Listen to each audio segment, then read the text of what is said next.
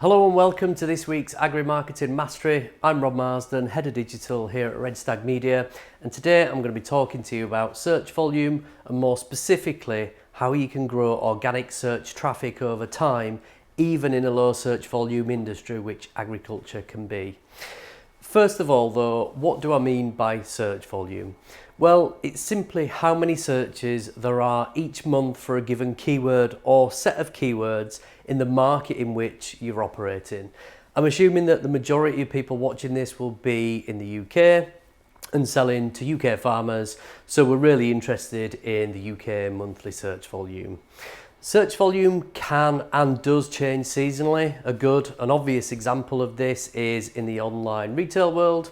When it's approaching the end of summer, search volume for things like outdoor coats and boots really starts to increase as the weather's cooling off and autumn is around the corner. The opposite happens as spring approaches. So search volume drops off there as the weather is warming up, but this is when you'll see a spike in interest around dresses, for example. You can see a graph on the screen now of Google Trends, which shows the opposite seasonality for coats and dresses. The outlier you can see there in March 2020 when there was a huge dip is because of lockdown in the UK and the fact that people couldn't go out, so they didn't need a nice new dress to wear. So that's what search volume is. The second question to answer is, where do we get the data from? Well, there are multiple places. Google itself has the keyword planner, which if you're a paying advertiser, you can get some decent estimates from that.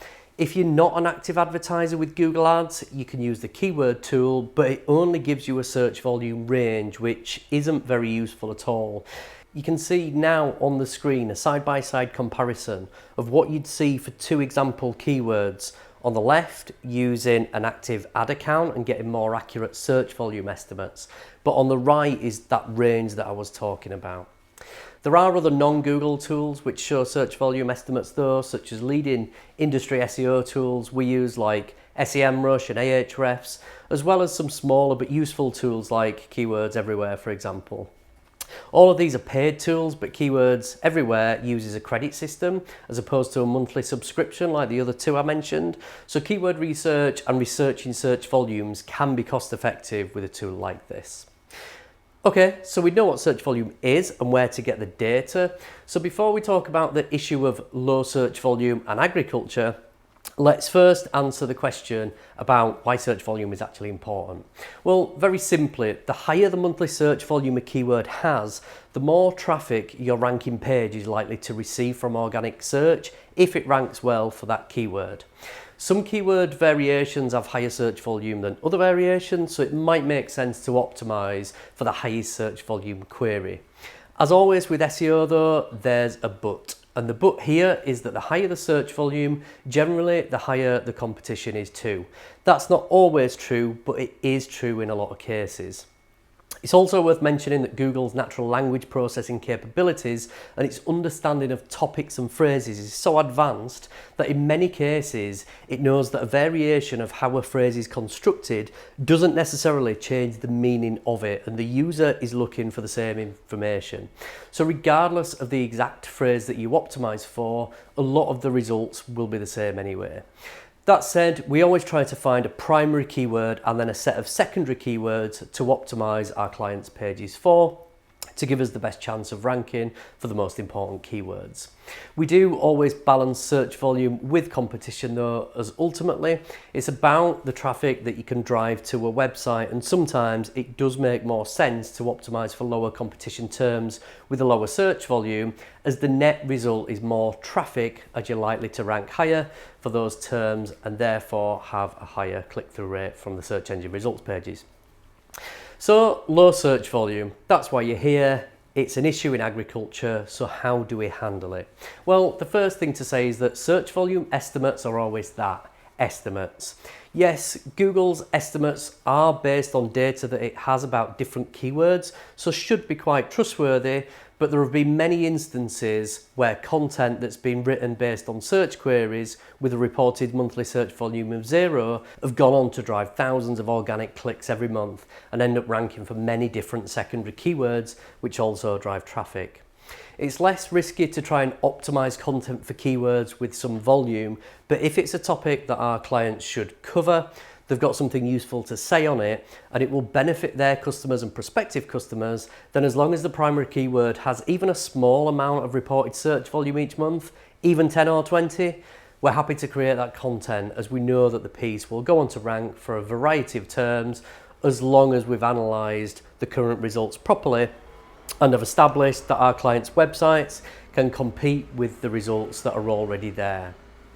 What you also need to do is spend more time researching to find those nuggets of gold.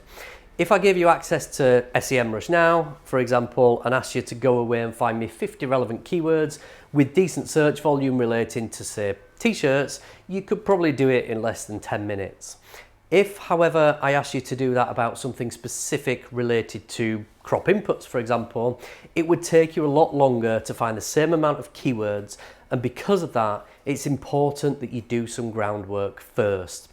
So visit competitor websites to see what language and phrases they're using, browse relevant Facebook and LinkedIn groups, look on websites like the Farmers Weekly, for example, to see what content is being covered on that topic, look for relevant threads on the farming forum, talk to your customers and colleagues, do everything you can to collate a list of keywords to give you the best chance of finding those nuggets of gold.